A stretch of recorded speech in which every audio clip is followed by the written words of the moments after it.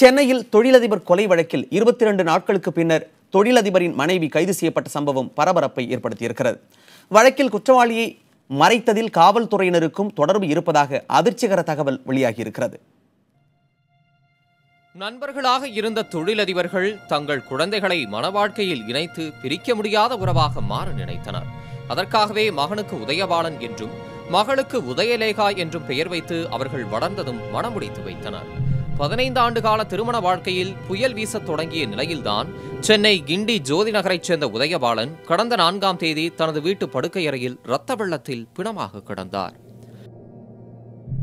மனைவி உதயலேகா தனது 3 குழந்தைகளுடன் காரைக்கால் சென்ற நிலையில் இந்த கொலை நடந்துள்ளது.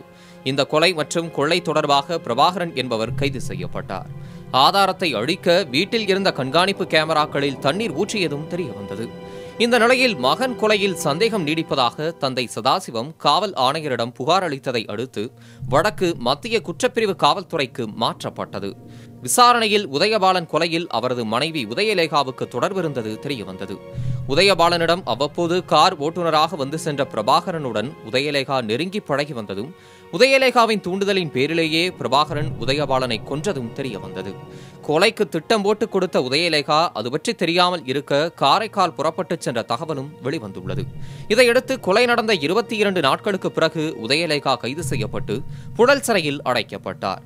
வழக்கின் முக்கிய குற்றவாளியான உதயலேகாவை கைது செய்யாமல் அவர் முதல் குற்றவாளி என்பதை கிண்டி காவல்துறையினர் மூடி மறைத்தது தெரியவந்துள்ளது. கொலையாளியை கைது செய்யாமல் மறைத்த கிண்டி காவல்துறையினர் மீது துறை ரீதியாக நடவடிக்கை எடுக்க மத்திய குற்றப்பிரிவு காவல்துறையினர் திட்டமிட்டுள்ளனர். புதிய தலைமுறைக்காக ஒளிப்பதிவாளர் சிவராஜுடன் சுப்பிரமணியன்.